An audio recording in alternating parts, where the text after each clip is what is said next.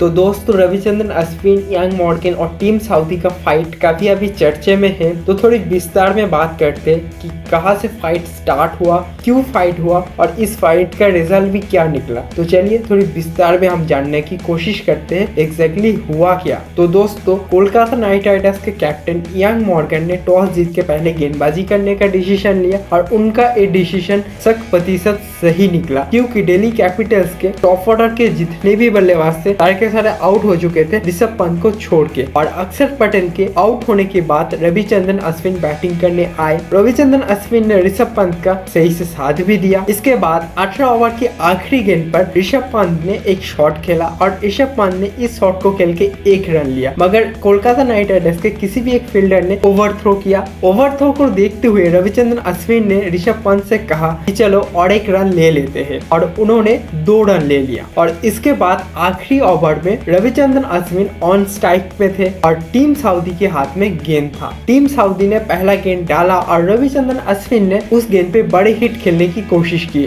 बड़े हिट खेलने की कोशिश में रविचंद्रन अश्विन नीतीश राणा के हाथ में कैच आउट हो गए। आउट होने के बाद रविचंद्रन अश्विन पवेलियन की ओर जाने लगे और टीम सऊदी ने उनको टोका। रविचंद्रन अश्विन को कहा, अगर आप स्पोर्ट्समैन स्पिरिट के अनुसार खेलते और आखिरी ओवर के लास्ट गेंद पर 2 रन नहीं लेते तो आप अभी आउट नहीं होते। और टीम सऊदी का ये बात रविचंद्रन अश्विन को बिल्कुल ही पसंद नहीं आई।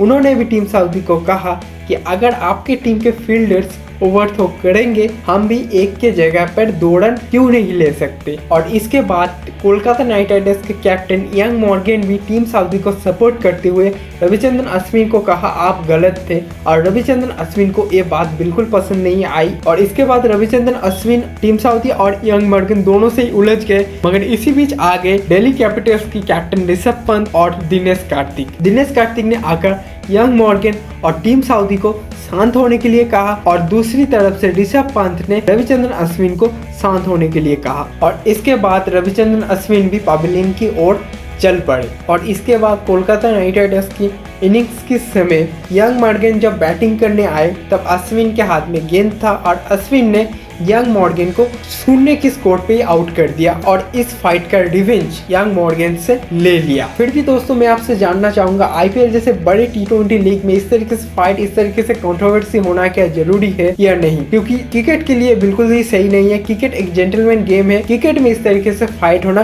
कभी भी सही बात नहीं है। आप अपना राय मुझे कमेंट सेक्शन में बताइए और इसी तरीके से इंटरेस्टिंग क्रिकेट अपडेट के लिए भी इस चैनल को सब्सक्राइब कर लीजिए।